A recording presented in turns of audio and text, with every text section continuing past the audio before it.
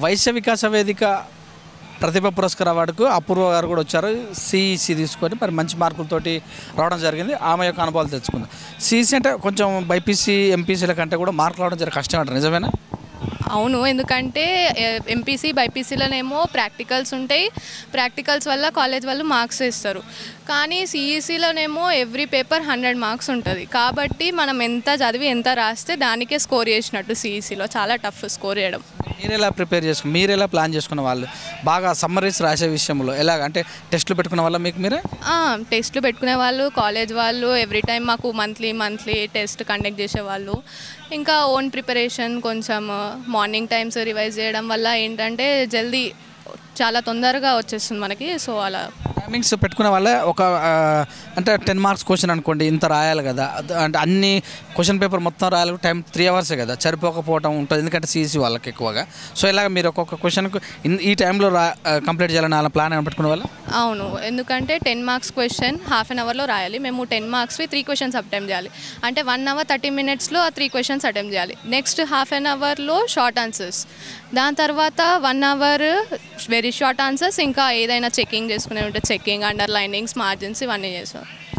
మరి book plan చేసుకునే వాళ్ళ క్వశ్చన్ టు ఆన్సర్ అయినా బుక్తో ప్లాన్ చేసుకునే వాళ్ళం.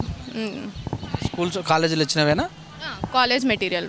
మీరు మంచి మార్కులు రావాలంటే సమ్ లెసన్స్ తీసుకునే వల్ల మొత్తం టోటల్ లెసన్స్ ఒక లెసన్ మొత్తం ఒక ఫిజిక్స్ అనుకోండి 12 లెసన్స్ అనుకో 14 లెసన్స్ అంటే మొత్తం కంప్లీట్ చేయాలని ప్లాన్ ఉండేదా? లేకపోతే ఇన్ని తీసుకుంటే చాలు, ఇందులోకి వెళ్ళి 4 కంపల్సరీ వస్తాయి, ఇందులోకి వెళ్ళి ఒక 2 వస్తాయి, ఎలా ప్రిపేర్ చేసుకునేవాళ్ళు? టోటల్ ఫస్ట్ ఎన్ని ఇంపార్టెంట్ క్వశ్చన్స్ ఉన్నాయి, ఎన్ని లాంగ్ క్వశ్చన్స్ ఉన్నాయి, ఎన్ని షార్ట్, ఎన్ని వెరీ షార్ట్, ఇంపార్టెంట్ ఫస్ట్ ఒక దగ్గర కేటగిరైజ్ చేసి దాని తర్వాత దాంట్లో నుంచి అన్ని ప్రిపేర్ అయ్యాం వాళ్ళం, ఇంపార్టెంట్ అన్నీ.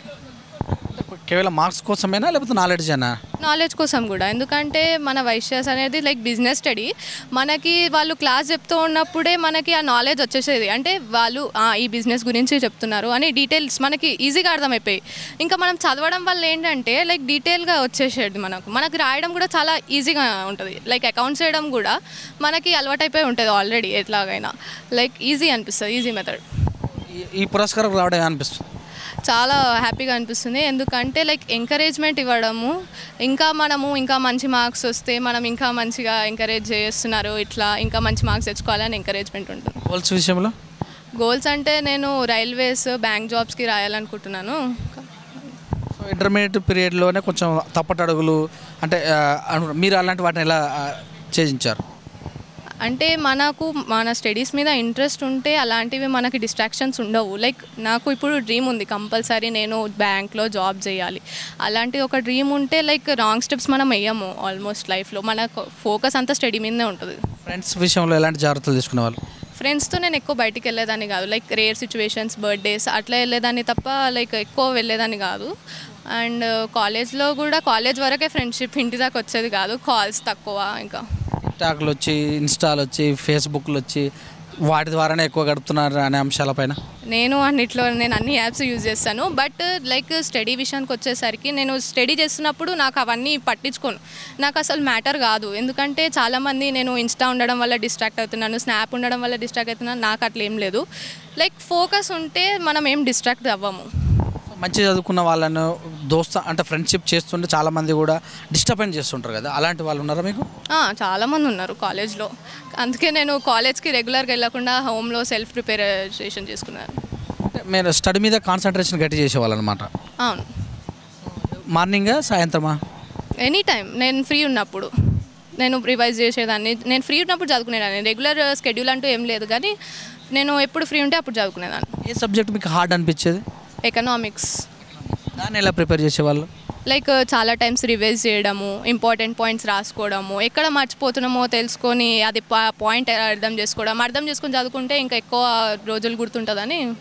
దాన్ని లెక్చరర్స్, మీ కాలేజీలో లెక్చరర్స్ మీ డౌట్స్ని అన్నీ క్లారిఫై చేసే వల్ల ఏదో వాళ్ళు చెప్తున్నారులే అనుకునే వాళ్ళ? కొన్నిసార్లు వాళ్ళు కూడా లైక్ ఎక్స్ప్లెయిన్ చేయకుండా స్కిప్ చేసేవాళ్ళు. అలాంటప్పుడు మేము యూట్యూబ్లో కానీ గూగుల్లో కానీ చూసి మేము మా ఓన్గా సెల్ఫ్గా ప్రిపేర్ అయ్యేవాళ్ళం. మీ యొక్క రూమ్ అట్మాస్ఫియర్ ఎలా ఉంటుంది? బుక్స్ విషయంలో పేపర్ చదువుతారా అసలు? సమ్ టైమ్స్, రెగ్యులర్గా కాదు. సినిమాలు సినిమాలు చూస్తాను, కానీ న్యూస్ చూస్తాను. న్యూస్ పేపర్ చదవగానే న్యూస్ చూస్తాను.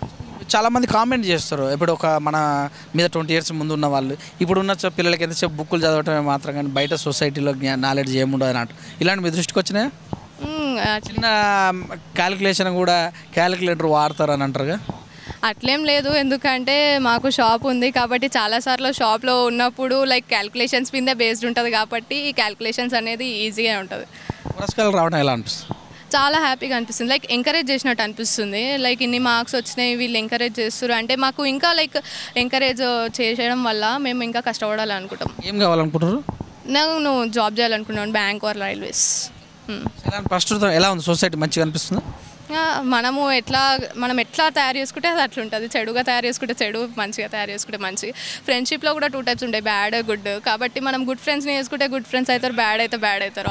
డైలీ వెళ్ళేవాళ్ళ? లేదు, ఎందుకంటే ఫ్రెండ్స్ చాలా డిస్టర్బ్ చేసేవాళ్ళు కాబట్టి నేను ఇంట్లోనే ప్రిపేర్ అయ్యా, సెల్ఫ్ స్టడీ. ఏం చెప్తారు విద్యార్థులకు? ఏం లేదు, గోల్ పెట్టుకోండి, దాని గురించి కష్టపడండి. లైక్ బ్యాడ్ ఫ్రెండ్షిప్ని దూరం పెట్టండి, ఫ్రెండ్షిప్ చేయండి కానీ ఎక్కువ కాదు, లిమిట్స్లో ఉన్న. పేరెంట్స్ పాత్ర ఎంత ఉంది మీ విషయంలో? మా పేరెంట్స్ అయితే నన్ను ఎప్పుడు చదువుకోమని ఫోర్స్ చేయలేదు. ఇంట్లో బుక్ తీసి చదువు, నువ్వు ఇప్పుడు ఎందుకు చదవట్లేదు, నీకు ఎందుకు తక్కువ వచ్చినాయి అని ఎప్పుడు అడగలేదు. లైక్ నీ ఇష్టం ఉన్నది చదువు, నీకు నచ్చింది చదువు, నీకు నచ్చినప్పుడు చదువు అనేవాళ్ళు. పెళ్లి విషయంలో మీ మాట? ఏం లేదు, లైక్ ఎప్పుడైతే అప్పుడు అంతే. Thank you.